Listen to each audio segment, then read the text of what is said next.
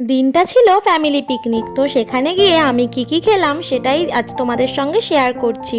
মেনুতে প্রথমেই ছিল গন্ধরাজ লেবু, নুন, সাদা ভাত, আর সঙ্গে আম দিয়ে টক ডাল আর ঝুরঝুরে আলু ভাজা। আর এরপর পাতে পড়লো চিকেনের লেগ পিস।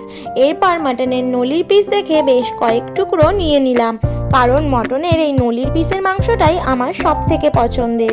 আমরা বোনেরা একসঙ্গে খেতে বসি আর প্রত্যেকেরই আমাদের একটা করে নলির পিস চাই। তাই ক্যাটারার ভাইরা জেনেই গেছে যে আমাদের প্রত্যেকের একটা করে নলি লাগবে, তো তারাও সেই মতন আমাদেরকে এনে দিয়ে থাকে।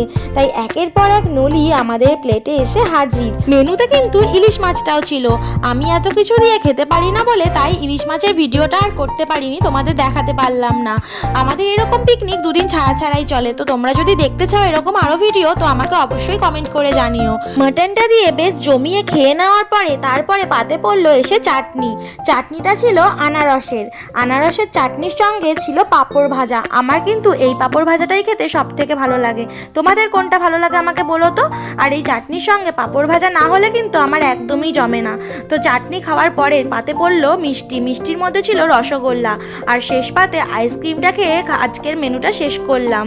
এবং এই যে আইসক্রিমটা ছিল সেটা ছিল নলেন গুড়ের আইসক্রিম। তো দেখো আইসক্রিমটা দেখতেই কতটা লোভনীয় লাগছে, আর সত্যি কথা বলতে জিভে জলই চলে আসছে পুরো ভিডিওটা এডিটিং করতে গিয়ে।